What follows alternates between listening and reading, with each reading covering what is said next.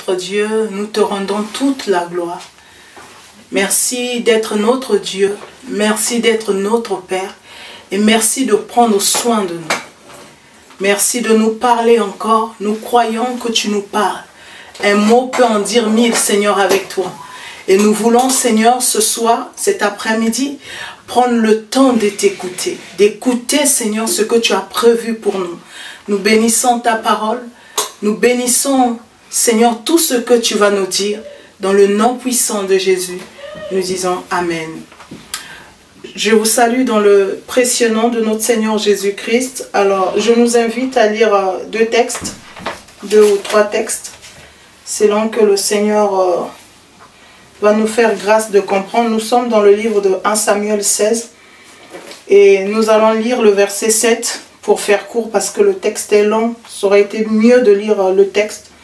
La Bible dit ceci: mais l'Éternel lui dit, ne te laisse pas impressionner par son apparence physique et sa taille imposante, car ce n'est pas lui que j'ai choisi. Je ne juge pas de la même manière que les hommes.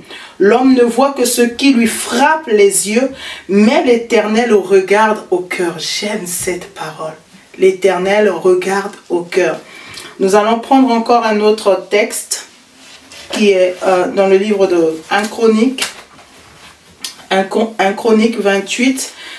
Pour une compréhension, nous commençons à partir du verset 8. La Bible dit ceci: maintenant, en présence de tout Israël, de l'assemblée de l'Éternel, et en présence de notre Dieu qui vous entend, je vous conjure d'obéir à tous les commandements de l'Éternel votre Dieu, et de chercher à le connaître. Alors, vous posséderez ce beau pays et vous le transmettrez en héritage à vos descendants en perpétuité. Quant à toi, Salomon, c'est le verset qui m'intéresse. Quant à toi, Salomon, mon fils, apprends à bien connaître le Dieu de ton père et adore-le d'un cœur sans partage et d'un esprit bien disposé, car l'Éternel regarde jusqu'au fond des cœurs et il discerne toutes les intentions. Si tu t'attaches à lui, il interviendra en ta faveur, mais si tu te détournes de lui, il te rejettera pour toujours.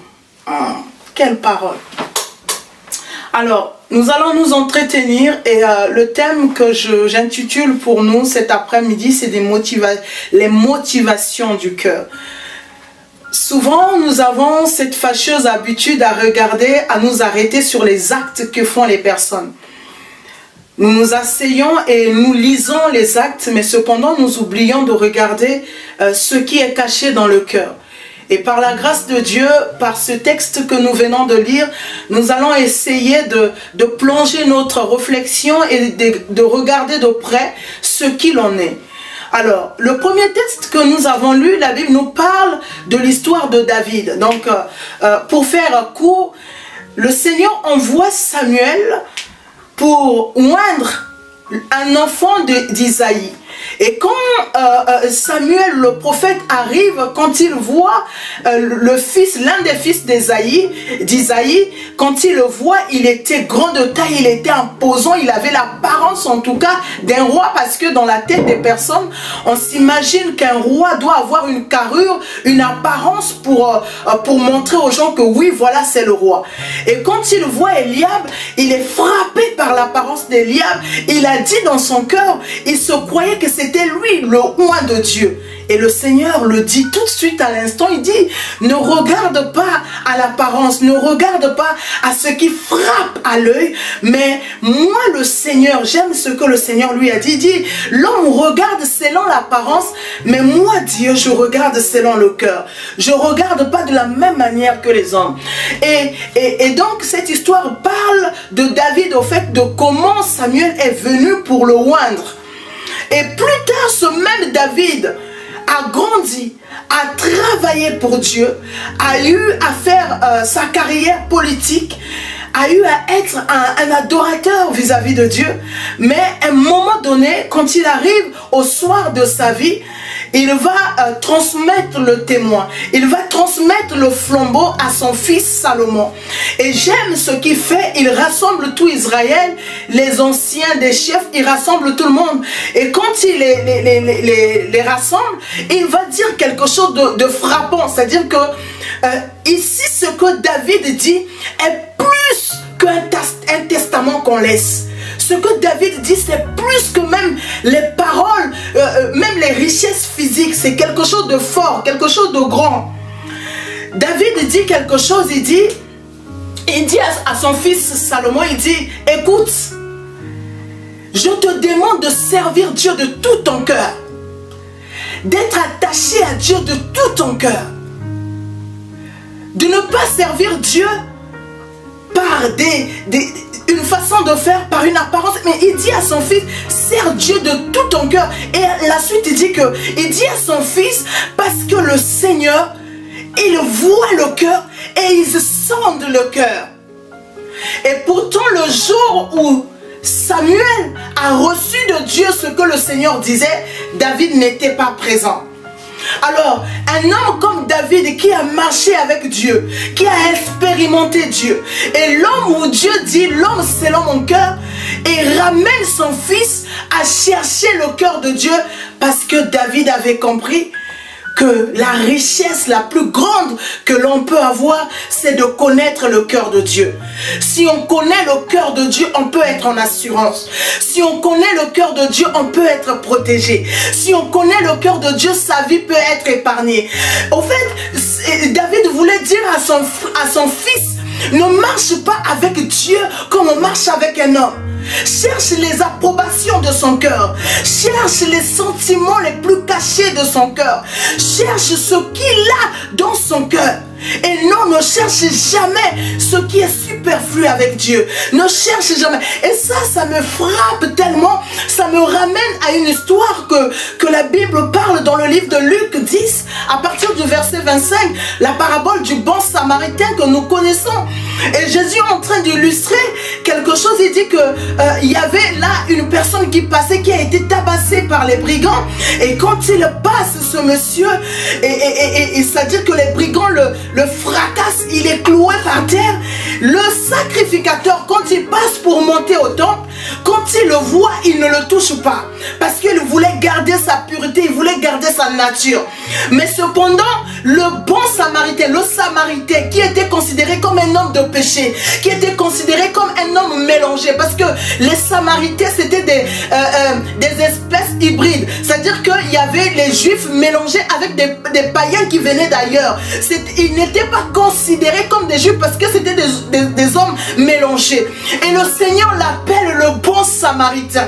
Le Seigneur ne l'appelle pas le bon samaritain parce qu'il fait des choses que tout le monde acclame, mais le Seigneur l'appelle le bon samaritain par rapport aux motivations de son cœur, par rapport à l'état de son cœur, par rapport aux résolutions de son cœur.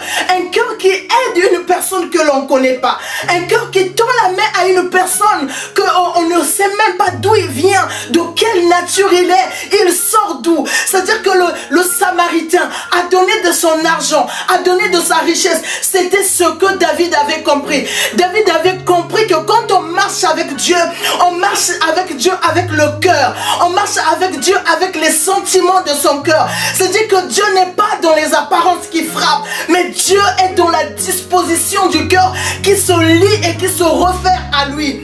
Bien-aimés, au jour d'aujourd'hui, nous cherchons tous à connaître quelles sont les choses que nous pouvons faire pour être enlevés. Nous cherchons à connaître le désir du cœur du Seigneur. Quelles sont les choses que je peux mettre en œuvre pour voir le jour du Seigneur. Mais cependant, nous sommes restés sur les choses, mais nous nous sommes éloignés du cœur du Seigneur. Nous nous sommes éloignés du cœur. Ça veut dire qu'une personne peut se présenter devant moi. Je vois juste l'apparence de la personne, mais son cœur est caché. Ce que la personne pense dans le cœur, on ne peut connaître. Ce que la personne veut dans son cœur, on ne peut même pas le saisir. C'est comme si le cœur était déconnecté avec nos actes. On fait autre chose et le cœur pense à autre chose. Nous acclamons, nous célébrons, mais le cœur insulte. Il y a une séparation entre le cœur et nos actes. Il y a vraiment quelque chose, c'est-à-dire qui divise le cœur et nos actes. Et ça, encore le plus grave, c'est que les enfants de Dieu, nous voyons que quand Samuel a vu Eliab, Samuel a été frappé par l'apparence d'Eliab. Parce que Samuel pensait que Dieu était aussi dans les apparences. Et nous voyons aussi dans le livre de Luc, quand on parle du bon samaritain, le samaritain, c'est-à-dire le sacrificateur, lui, quand il regarde, il voit l'apparence, il juge directement que Dieu n'est pas dans cette affaire-là. Le mieux pour moi, c'est de me protéger. Mais je me suis posé une question.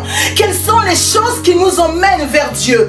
Les choses qui nous emmènent vers Dieu, comme le dit la Bible dans le livre de Matthieu 12, à partir du verset 33, en descendant, vous allez remarquer quelque chose. La Bible dit aussi, est-ce que un arbre peut donner, un mauvais arbre peut donner des bons fruits? Est-ce qu'un arbre qui est mauvais, un arbre qui est amer, peut donner des bons fruits? Non. Et Jésus il dit ceci, un bon arbre donne des bons fruits et un mauvais arbre donne des mauvais fruits. Et là, à la fin, le Seigneur dit quoi? Le Seigneur dit qu'il parle du cœur, c'est-à-dire que quand il parle de l'arbre, il descend, il parle du cœur en disant que si le cœur est bon, les œuvres seront aussi bonnes. Donc par là on comprend quelque chose, c'est que la grandeur de l'homme n'est pas dans ce qu'il fait comme axe, mais c'est dans ce qu'il pense dans le cœur. Le service dans l'église, le service dans le ministère n'est pas basé sur ce qu'on fait voir aux autres, mais c'est déposé dans nos cœurs. Qu'y a-t-il dans nos cœurs? Est-ce que nos cœurs sont connectés à Dieu? Est-ce que nos cœurs reflètent l'image du cœur? Parce que Dieu regarde au cœur. Pourquoi? Parce que le cœur c'est la genèse de toutes choses. Le cœur c'est là où les choses commencent. C'est-à-dire que l'homme voit dans les actes les premières choses, mais le Seigneur lui voit là où les choses commencent. Le Seigneur voit dans la genèse des choses. Le Seigneur voit dans le commencement des choses. Le Seigneur voit dans la source, parce que le cœur est la source. Le Seigneur regarde dans la source pour voir quelle est la direction que le cœur va prendre, quelle est la direction que le cœur va suivre. Et c'est le cœur qui produit les actes. C'est le cœur qui produit les actes. Si vous n'avez pas un bon cœur, même si vous faites semblant, la réalité finit par frapper. La réalité finit par frapper. Nous voulons tous être enlevés, bien-aimés. Nous voulons tous voir le jour du Seigneur. Non, nous oublions que la source où Dieu considère les œuvres, où Dieu considère les actes, c'est nos cœurs. Comment sont-ils? Quels sont les sentiments? Quelles sont les motivations de cœur? Oh là là, de nos jours, quand on voit les personnes, on les voit, on les acclame, on dit que ce sont des bonnes personnes. Et même parfois, on entend tellement des éloges de nos jours. Mais parfois, les éloges de ces personnes que nous acclamons, leurs cœurs sont tellement loin de Dieu. Leurs cœurs sont tellement séparés de Dieu. Beaucoup prêchent en croyant bien prêcher, mais le cœur est séparé de Dieu. Ils prononcent des paroles pour séduire les auditoires, pour avoir un nom. Leurs motivations, ce sont des motivations démoniaques, des motivations qui ne sont même pas connectées à Dieu.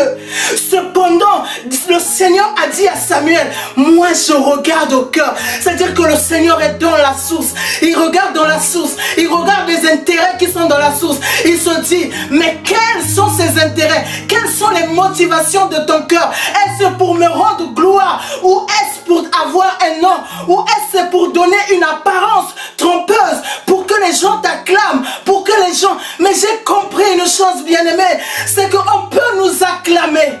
On peut, c'est pourquoi même la Bible dit dans le livre de Matthieu 7, à partir du verset 22, la Bible dit, ils me diront ce jour-là, Seigneur, nous avons fait ceci. Seigneur, nous avons fait ceci. Et le Seigneur leur reprendra. Je ne vous ai jamais connu. Et ce texte-là, on ne parle pas de ceux du dehors. On parle de ceux de la maison des enfants de Dieu.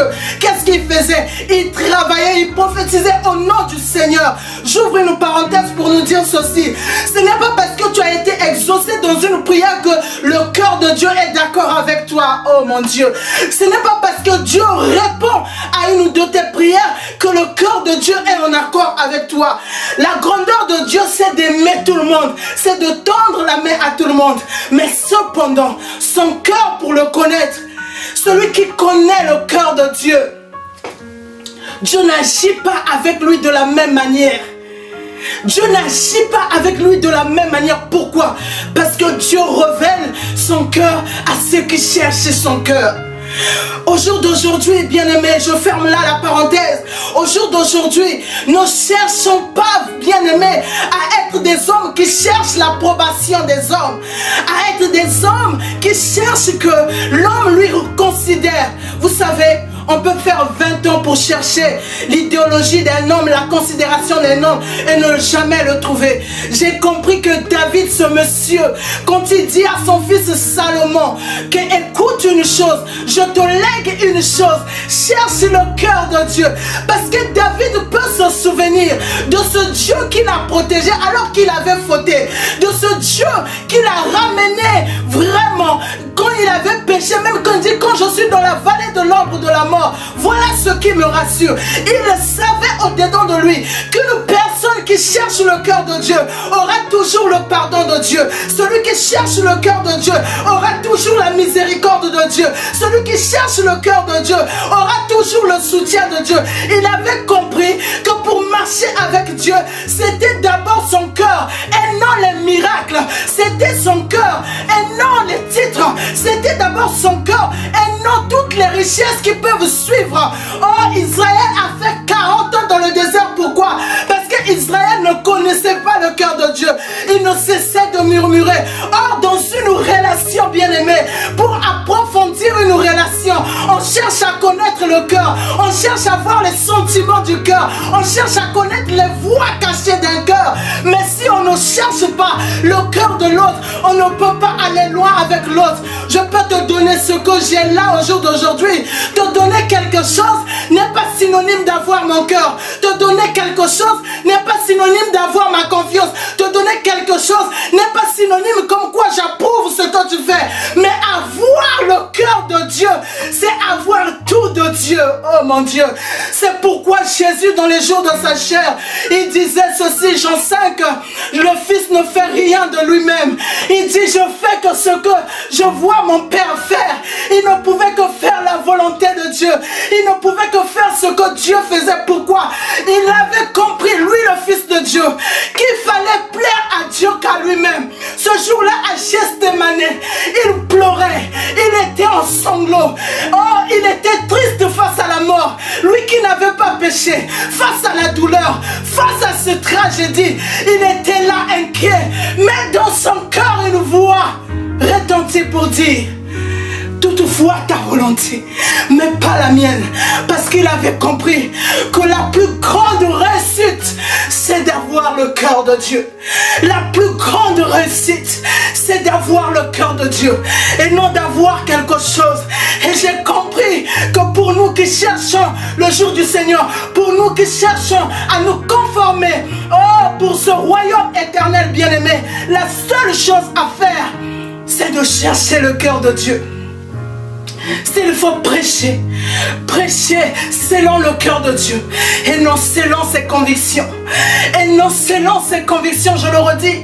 S'il faut parler de Christ, je parle de Christ selon qu'il me dépose dans le cœur. Et non sur les apparences. Et non pour lire ce que je peux voir comme apparence chez mon frère. Au jour d'aujourd'hui, il y a même des prophéties fabriquées. Telles que tu vois une personne mal habillée, tu dis, on dirait que tu as des problèmes. Tu es en train de... ah Jésus. Tu es en train de voir. C'est-à-dire que d'étudier la personne pour dire que Dieu a dit. Non. Une personne qui regarde au cœur de Dieu sait ce que Dieu pense et dit ce que Dieu pense. Écoutez-moi bien-aimés, Dieu soigne le cœur, mais Dieu ne soigne pas les apparences. Le jour où nous avons reçu Jésus-Christ comme Seigneur et Sauveur, il est venu dans notre vie, il a pris le trône de nos cœurs. Et depuis ce jour-là, nous avons remarqué, du moins pour ceux qui l'ont constaté, nous avons remarqué quelque chose. Nos convictions ambitions ont commencé à changer. Nos aspirations ont commencé à changer. Nos désirs ont commencé à changer. Pourquoi? Parce que Dieu est rentré soigner le cœur de l'homme. Il est rentré soigner le cœur pour que le cœur ne soit plus comme il a été dans le péché.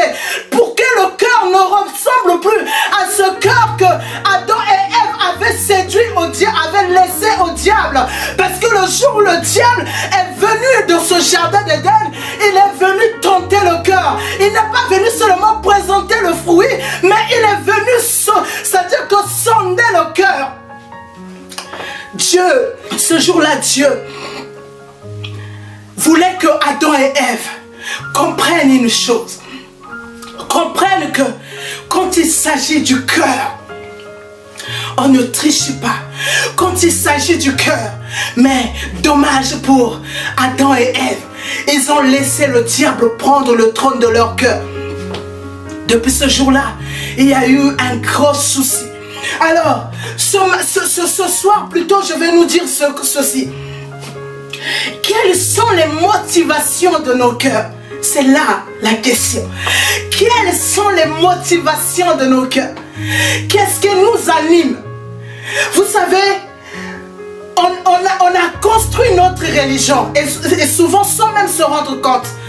Et moi, je me rappelle, il y a quelques temps, il y a peut-être 2-3 mois, je dormais et dans la nuit, le Seigneur n'a pas arrêté de me parler sur un verset sur Philippiens 2. Le Seigneur me disait, ayez en vous les sentiments qui sont en Christ. Et quand je me suis réveillée, j'ai partagé à mon pasteur, j'ai dit, mais ça m'a troublé. Depuis que je connais le Seigneur, je n'ai pas écouté un verset biblique audiblement toute la nuit. Et j'ai compris par là que le cœur, c'est un trésor, c'est une source qu'on ne laisse pas n'importe qui pénétrer. On ne laisse pas, comme le dit Proverbe, garde ton cœur plus que toute autre chose. Pourquoi? Parce que c'est dans le cœur que la grandeur, la sémence de l'homme est. Le cœur est considéré comme une sémence.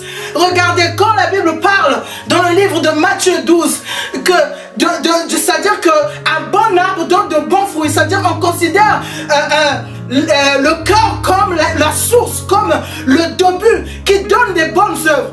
Donc par là, comprenons que quand on a des bonnes choses dans le cœur, on finit par donner des bonnes œuvres.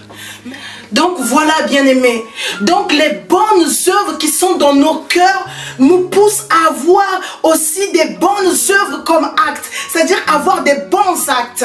Mais si nous n'avons pas des bonnes choses dans nos cœurs, même si nous trompons les gens, le jugement de Dieu consiste à voir les motivations du cœur. Lorsque Dieu regarde aux motivations du cœur, il regarde à voir si ces motivations sont connectées à ces motivations ou s'ils ne sont pas connectés à ces motivations. C'est ce que David a voulu dire à Salomon. Il a dit à Salomon, soigne ton cœur pour que tes œuvres soient soignées. Soigne ton cœur, soigne les motivations de ton cœur pour chercher l'approbation de Dieu. Celui qui sonde son cœur, celui qui regarde les motivations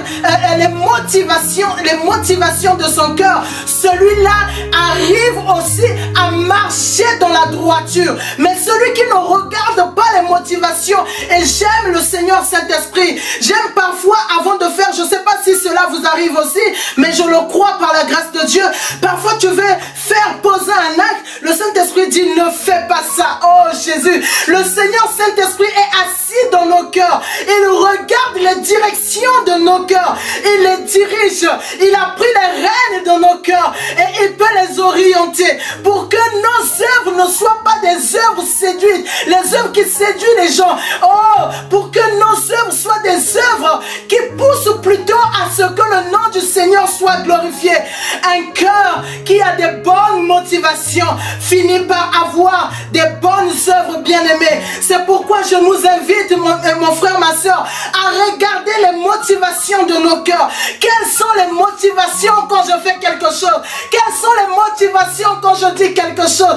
Quelles sont mes motivations quand j'écoute quelqu'un? Quelles sont mes motivations quand je regarde quelqu'un? Souvent nous jugeons tellement mal, nous jugeons selon l'homme, nous jugeons dans les apparences, nous jugeons selon les paroles, mais parfois même les gens que nous jugeons, ces gens-là ont juste besoin d'un secours, mais tellement que nous jugeons mal, nous repoussons certaines personnes et par nos attitudes, nous chassons les gens dans la maison de Dieu. Quand je parle de la maison de Dieu, c'est juste une illustration pour dire que nous repoussons les gens pour qu'ils ne croient pas au Seigneur. Nos œuvres ne témoignent pas le cœur du Seigneur, mon Dieu. Nos œuvres ne témoignent pas la grandeur de Dieu, parce que le cœur de Dieu est patient, le cœur de Dieu est rempli de miséricorde, et je ne sais pas si nous manifestons la miséricorde. Est-ce que nous laissons même le droit aux personnes de leur permettre même des petites erreurs? Je me dis toujours une chose, le Dieu qui nous a créés, même quand on a fauté, même quand on a fait des bêtises graves, un homme comme David, quand il dit cherche le cœur de Dieu, il sait que lui, quand il a été avec Bathsheba, il avait péché devant Dieu.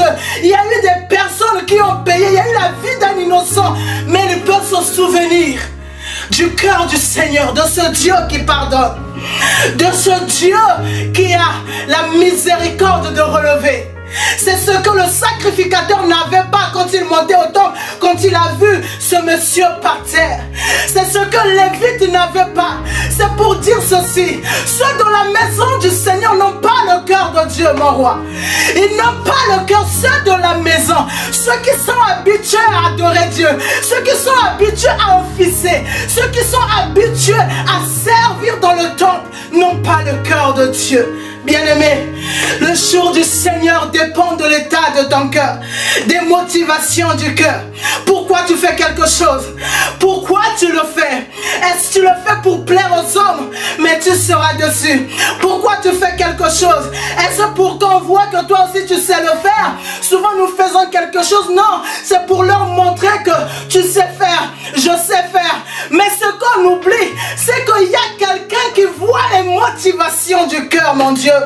Quelqu'un qui voit les motivations, quelqu'un qui sait avant tes actes, un cœur qui est bien préparé, comme je l'ai dit tantôt, finit toujours par accomplir les bonnes œuvres. Bien-aimés, ne faisons jamais des choses pour qu'on nous voie. Ne faisons jamais des choses pour qu'on nous acclame. Ne faisons des... Mais imaginez, s'il fallait servir Dieu par rapport aux apparences que l'on peut montrer aux hommes, personne ne servira Dieu. Parce que tu trouveras toujours quelqu'un qui s'opposera à toi. Tu trouveras toujours quelqu'un qui t'insultera sans raison. Tu trouveras bien les... Ah, Jésus, le ministère nous montre tellement de choses. Parfois tu trouves quelqu'un qui dit que tu as dit, mais que toi tu sais que tu n'as pas dit. Les cœurs. Est-ce pour là tu vas arrêter de servir? Ou encore tu vas servir pour qu'on regarde que voilà, tu es arrivé. Mais on n'est pas arrivé. On y va quelque part. Mais seulement là où Dieu nous attend dans le cœur. Une source qui est bénie, ce sont des fleuves. La mer qui est bénie. Mais une source qui est polluée, c'est tout le reste qui est pollué. Le cœur, si le cœur est aussi considéré comme une source, bien aimé, sachez une chose, si votre cœur est pur, le reste va être pur. Et ce que j'aime avec Dieu, quand Dieu regarde au cœur, j'ai le témoignage de cet homme que j'aime beaucoup, que j'affectionne énormément, l'apôtre Dallo. Roland Dallo.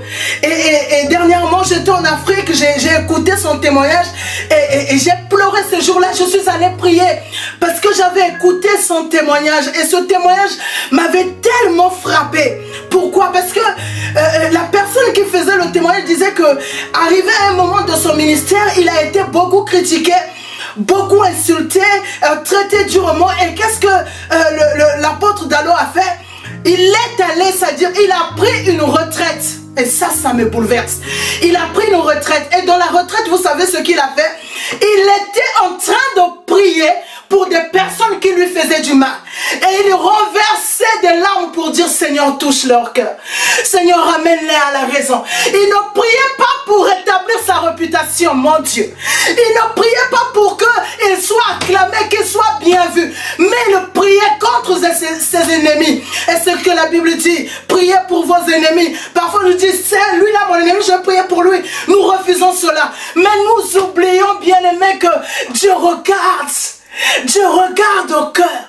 Dieu regarde aux sources du cœur. Dieu regarde aux motivations du cœur. Dieu regarde vers où ton cœur va. Et l'apôtre Dallo priait.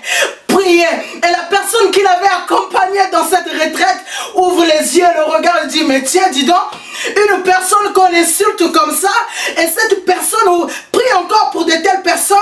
Il était juste bouleversé. Et dernièrement, j'ai encore entendu le même... un autre témoignage d'un autre homme de Dieu, le prophète Tatou, où son fils dans la foi disait presque le même témoignage dans le même sens que l'apôtre Dallo. J'ai compris une chose. Parfois nous cherchons des problèmes nous-mêmes parce que nous ne traitons pas les choses dans la source. Celui qui traite les choses dans la source, c'est celui qui commence dans le cœur pour voir comment le cœur est, comment le cœur doit être travaillé, comment le cœur doit être transformé, transfiguré. Le Seigneur est venu pour changer nos cœurs et pour changer nos motivations. Au jour d'aujourd'hui, avant de prononcer quelque chose, sonde les motivations de ton cœur. Sonde les motivations de ton cœur. Avant de dire quelque chose, regarde à ton cœur. Je nous invite ce soir, je vais m'arrêter là, on continuera sur les motivations parce qu'il y a tant à dire. Si cela plaît au Seigneur, bien entendu. Mais j'aimerais que l'on prie ce soir. Que chacun, là où il dise au Seigneur, Seigneur, aide-moi à avoir le cœur que tu as. Israël n'a pas connu, n'a pas compris Dieu, parce qu'ils n'ont pas cherché le cœur de Dieu. Et nous aussi, nous pouvons passer à côté de la grâce, parce que nous n'avons pas saisi les trésors de son cœur. Alors, ce soir, regarde aux motivations de ton cœur. Regarde vraiment à ces motivations de ton cœur. Quelles sont nos motivations? Et qu'est-ce qui nous anime? Qu'est-ce qui nous pousse? Est-ce que c'est notre cœur qui nous anime ou c'est les œuvres extérieures qui nous animent? Seigneur, je prie que tu parles à nos cœurs ce soir. Seigneur, cette parole me concerne plus qu'à ceux qui m'écoutent. Je te prie, Seigneur, de travailler mon cœur, de travailler le cœur de mon frère, de ma soeur, de travailler nos cœurs, pour que nos cœurs soient en symbiose avec toi, pour que nos cœurs te cherchent et non chercher les bénéfices que tu peux donner. Seigneur, s'il te plaît, ta grâce, dans le nom de Jésus, aide-nous, Seigneur, à regarder les motivations de nos cœurs. Dans le nom de Jésus, nous avons prié et nous disons Amen. Soyez bénis.